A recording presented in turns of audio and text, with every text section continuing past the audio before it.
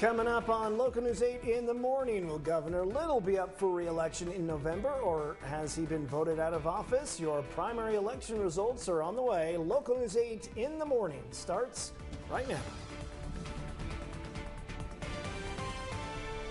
You're watching Local News 8 in the morning.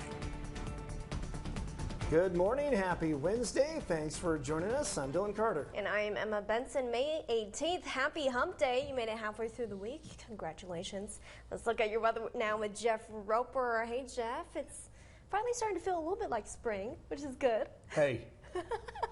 Until tomorrow hits, right? 4 words for you. Forget about it. I don't know if that's 4 words or not. That's but 3. Yeah, well. Close enough. That's okay. That's the way they say it at the pizza place over there. What did you order? Forget about it. We're going to whack these temperatures. I know that. For our friends from New Jersey, they know what I'm talking about here. We have some bold sunshine to begin with this morning. Some frisky conditions. It is 30 degrees in Jackson Hole. There's some sunshine there as folks take a walk.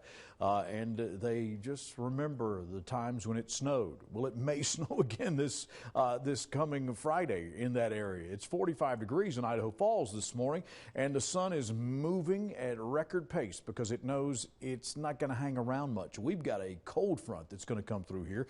Butte City, Arco this morning with some bold sunshine. If you're coming in from the site trying to grab a biscuit over there at the BK Lounge in the Blackfoot, yep, you'll need the sunglasses, and the winds are going to start to pick up this afternoon. High pressure is going to be in control. We've got wind advisories in effect for today around the American Falls Reservoir. There'll be some blowing dust to contend with. Upper Valley locations, we're talking about 30, 35 mile an hour winds. Tomorrow, a high wind watch is in effect. We're talking about 50 mile an hour winds as this bugaboo joins us with a cold front and a jettison of cold air that will shut the temperatures down by about 20 degrees. We're going to head into the low to mid 70s today. It'll be 45 at the bus stop. You'll need a hoodie and some sunglasses to start with. The winds pick up into the afternoon, 6:32. All right, thanks, Jeff. Now to the election results and what may be the most closely watched race of yesterday's primary, the race for Idaho governor. Brad Little has fended off his competition and will remain as the Republican candidate for governor. Here's a look at the results. Little took home 53% of the votes. His top opponent, Lieutenant Governor Janice McGeehan, with only 32%. And with those results in, Governor Little will officially be up for re-election this November. Local News 8's Linda Larson got the chance to speak with him in Boise after he found out the good news. Emma and Dylan, after a really long night, it has been a pretty exciting end result for Governor Brad Little. We're standing by with him now. You have been declared the winner. Tell me what your thoughts are right now. Oh, I'm happy. What do you think that this says about the elections now going forward? Well, I mean, it reflects on our campaign, but also reflects on what we've done the last 3.5 years. And both of them are very rewarding, that our campaign and then my performance with my team as governor has been recognized by the vast majority of the people of Idaho as, being to their likings. And that's always a good thing. Right. What it comes down to now is really the people have spoken and they approve of what's going on and want it to continue to go forward. Most of them. There's some of them that don't. And I'm the candidate for all the Republicans. We got a general election we got to get through in November, but I'm now the standard bearer for all of my Republican friends from one end of the state to the other, and I'm more than willing to take that mantle and lead with it. Talk about the fragmentation of the Republican Party and now what has to be done to kind of pull it back together. Well, anytime one party gets to be as big as the Republican Party in Idaho, it's naturally going to bifurcate, particularly right before a primary. Now, our goal is to get everybody back, as I stated, quoting President Reagan, back in the same tent, and talk about the 90% of the things that we all agree on and not the 10% we disagree on. All right, thank you, Linda. Well, since McGeehan was running for governor, she is leaving her post as lieutenant governor at the end of this term. The position will be filled by the Idaho Speaker of the House, Scott Bedke, who won over State Representative Priscilla Giddings and Daniel Gazarovski. The vote count for Scott Bedke was 52%. And in some of the other top races, Idaho's 5-term Republican Attorney General Lawrence Wasden has been voted out, with Raul Labrador taking the race. Lawrence Wasden faced former U.S. Representative Raul Labrador and Art McCumber, a political newcomer.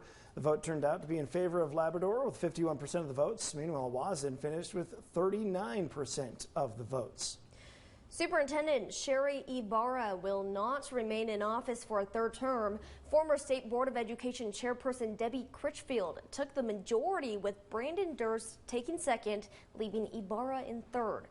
The race showed Debbie Critchfield with 40% of the votes, with Durst not too far behind, having 33%, and Ibarra with 27%. Three candidates fought for the Republican Secretary of the State nomination: Stanley legislator Dorothy Moon, Coeur d'Alene Senator Mary Souza, and Ada County Clerk Phil McGrain. It was pretty close between McGrain and Moon, with just a 3% difference, but it was McGrain who walked away with the nomination and 44% of the votes, while Moon took home 41%. Mike Simpson will keep the Republican candidacy in the U.S. House of Representatives. 4 people ran against him in the Republican primary: Idaho Falls attorney Brian Smith, Chris Porter, Daniel Levy, and Flint Christensen. The results are with Simpson receiving 53% of the votes. This year, something new will happen now that Election Day is over. A newly passed law this legislative session is aimed at making Idaho's elections safer and more secure. As voters prepare to cast their ballots, it's really important that the voter knows that their vote is important and that it's counted and it's secure. This year won't be different for the voter, but on the back end of things, the error really occurs in the human errors of processing and handling or counting ballots. While Idaho has a great track record of election integrity, Chad Hoke, Chief Deputy Secretary of State, says you can never be too sure. It's not something that's reactive. It's something that we've been working towards steadily since 2017, 2018. It's been one of the Secretary's priorities since that time to get it put in place, but unfortunately it takes time. The time has come, and starting this election season, 8 counties out of Idaho's 44 will be chosen at random to be audited. If we see something that's out of line, it gives us the opportunity, as the statute was passed, to be able to go in and do a further audit of some other process. If a certain county is randomly chosen, the counted ballots that are located in a safe place will then be under local law enforcement supervision. Then, after that, we'll have a team that will go in. The team consists of a Secretary of State elections employee, as well as each of a Republican representative appointed by the party and a Democratic party representative. And then the audit begins. The starting point of this audit is the hand recount, complete hand recount of a subsection of the paper ballots themselves. In some cases, that will validate inevitably that the machine that counted those ballots was accurately calibrated and did a proper job of counting those ballots, or didn't. In some cases, the counties we draw may not use any kind of tabulation equipment whatsoever, so there you're actually auditing the accuracy of the humans that tallied those votes in the first place. According to Houck, some of the results will be going back to Boise State to validate their mathematical method and provide statistical evidence. But perhaps the biggest challenge with these processes, a common story: time. We have a very narrow window to do the work in. We have to get teams out across a state that's as large as Idaho is, and we are playing with a deck of cards that has 44 cards in it. We're going to randomly select 8 of them. But not all good things come easy. Cherie Sprague, Power County Clerk and current president of the Clerks Association, agrees. We're not afraid of it. We're ready for it. I like it. I think it's good. The voters need to be confident and secure. Now, if you just missed our election coverage and want to take a look at other races and the full results, you can find those on our website, localnews8.com, and the Local News 8 app. Coming up, find out how this woman got stuck in the middle of the Snake River yesterday morning. But first, we're going to check in with Jeff. All right, some bright sunshine around here. You can see we've got some high clouds. We're going to see the winds pick up for the afternoon, and things are going to be leveling off into the low to mid 70s. But what's next? The mystery unfolds next. All right, we got to keep you on time this morning. It's 6:43. A live look over the Clark Street exit Pocatello, 44 degrees. It feels cool this morning. We're going to get you into the 70s. Bus stop temperature right there around 45 with some sun in your eyes, and you'll need a jacket for the kids. We've got a wind advisory that is in effect starting at noon through about 9 o'clock. A lake wind advisory for the lower valley, central valley areas, and then you get into the upper valley, and we'll keep that in effect until about 9 this evening. Now, tomorrow, we encompass pretty much all of the big metropolitan areas with a high wind watch, and we'll see some blowing dust around here, and things are going to get wispy, and we're going to see a big drop in temperatures as well. The big 8-day forecast is right around the corner here, but high pressure is going to be in charge today. So we start with some high clouds, some sunshine, and then this monster shows up and ruins everything for us with this nice stretch of 70-degree days. We'll see wind gusts this afternoon of 35 plus, low to mid 70s for the I-15 corridor, 67 in Moose, in Jackson Hole, 69 in Salmon. Back to you. Thanks, Jeff. In our local news this morning, rescue crews were called out to the Snake River in Swan Valley yesterday morning to save a woman. She had actually crashed her car into the river off of the US 26. Fortunately, she was not hurt and was able to climb on top of her car and wait for rescuers. They got her out using a boat, and later they pulled the car out with a tow truck. Investigators believe the woman miscalculated the curve on the road. Deputies tell us this is the second driver to swerve into the Snake River along this section of road in the past 40 days. Well, this week, fourth graders in Idaho Falls School District 91 get to experience a taste of old-time Idaho. Fourth graders from each school in the district get to participate in their annual rendezvous celebration. These students will gather at Toffus Park for some candle making, pioneer games, square dancing, and other historic fun. This is the first time they've been able to host the event since the pandemic. The kids have been looking forward to it all year. This is the first time we've been able to do it as a district since COVID, so we're super excited. And yes, it's just nice to be out. The district holds the rendezvous as a hands-on learning for the kids to experience what it was like for the mountain men and Native Americans. Idaho State University has been awarded 2 early college accreditations. The university said it is the first and only institution in the U.S. to become accredited with both the college-provided faculty and concurrent enrollment program endorsements by the National Alliance of Concurrent Enrollment Partnerships Accreditation Commission. The dually granted accreditations, which were earned by ISU's early college program, are valid for 7 years. Coming up, we have the story on the Amber Alert with the missing kids from last night. And let's take a live look at our sky cam here is Idaho Falls. Jeff will have your 8-day forecast coming up after the break.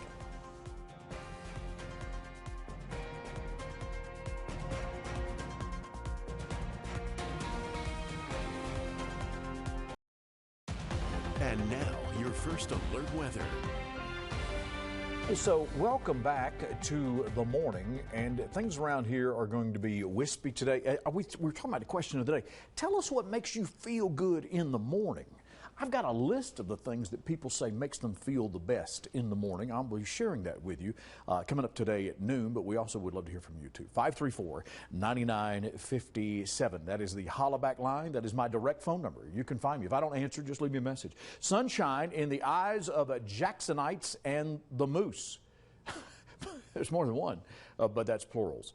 It's sunny, and it feels like it's about 23 degrees. That wind's out of the north at 7, and that's going to be the tendency over the next day or so as a cold front rips into our area and really changes the way we've got this thing set up. We've been spoiled the past few days. There's a live look at Yukon, and we've got some sun that is out this morning with some high clouds. We've got a high wind watch that's going to be in effect for tomorrow. We're talking about 50-mile-an-hour winds. So the next couple of afternoons, it's going to be windy. There's going to be blowing dust, high-profile vehicles, no fun buns, all that good stuff. Lock down the trolls that are out in the yard and on your internet, and the trampolines too.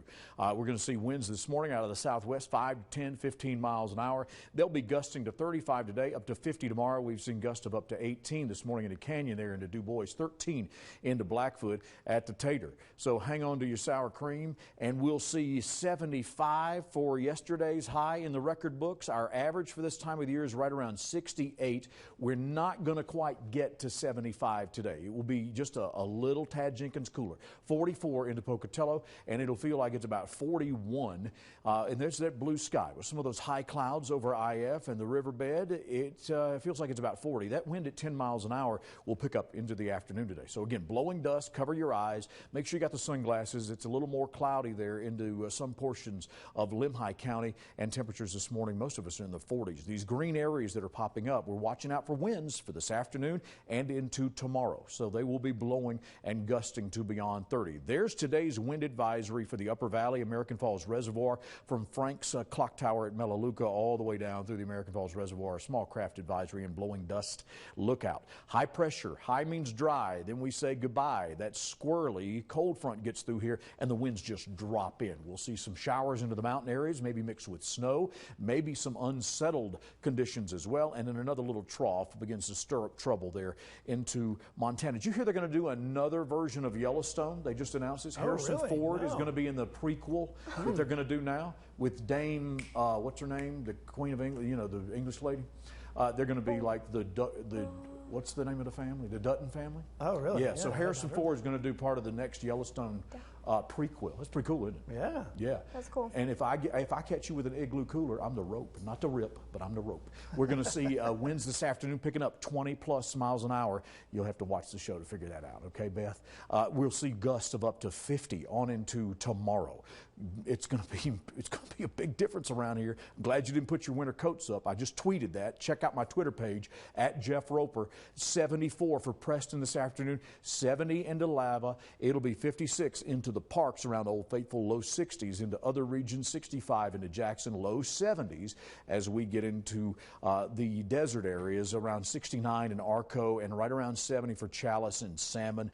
The Snake River Valley, it'll be in the mid 70s. I've enjoyed this nice stretch of spring weather. It's over now, and it won't return for a little bit here. Look, we're not going to get back towards 70 degrees in Blackfoot until about Monday, and then we even that out again, returning to normal temperatures on into next Tuesday and Wednesday. A big temperature jump for tomorrow. In fact, a big temperature grave, I'll call it. We'll go from 72 and sunny in Rexburg for the majority of the day today. Windy conditions down to 58 tonight, closer to 60 as we get back to Saturday. Salmon, it's going to be 69 for the day today. Some cloud cover, a 1 in 3 shower chance, wispy weather, and maybe some sprinkles around there. And it will be below freezing, and that's what you need to look out for, because I'm going to put some snow on the board here after maybe a thunderbolt or two and some unsettled conditions, from 52 down to 48 for Friday in Jackson Hole into Teton County, Wyoming. Then we're at 27 for the morning low. What up with that? Go to Target. They got one now. Get yourself a nice fluffy coat. It'll be 75 into Pocatello, and then upper 50s for Thursday and Friday. And you're going to need to bring that heater back into work, because it's going to be chilly in the morning around your little tootsies. Get them Uggs back out. It's and no, I'm not talking about your last two boyfriends. 74 in sunshine. That one that took you to Reed's Dairy, thought he's big time, had a coupon. Upper 50s for Thursday and Friday. Slight chance of a shower. What makes you feel good in the morning? 534-9957. The sun will be gone tomorrow. It'll be cloudy and chilly around here. I'll be back. All right, thank you, Jeff. We have an update on the Amber Alert that went out last night. It was for 2 children in Nampa. The children are Kason, age 6, and Zayden, age 8, and authorities say their biological father took them from school yesterday. Idaho State Police stated that the children were found and are safe. They were found around 9:30 last night. The father is in custody and wanted on warrants for sexual exploitation of a minor and custodial interference by kidnapping. Local News 8 in the morning. We'll be back after this break.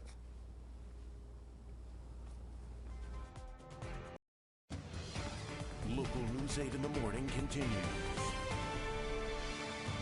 Welcome back. It's now 6:57. Here are 3 things you need to know this morning. Number 1, Idaho Governor Brad Little will be staying as the Republican runner for governor in the November election. Since current Lieutenant Governor McGeehan was running for governor, she will be leaving her post at the end of her term.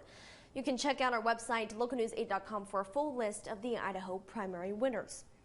Number 2, Brolam's grocery store is pausing developments of its Victor store location. The city will have to hold a new public hearing with the traffic study before it can be approved. And number 3, the Amber Alert that went out last night was for 2 children in Nampa. Their biological father kidnapped them from school yesterday. The Idaho State Police stated that the children were found around 9:30 last night and are safe.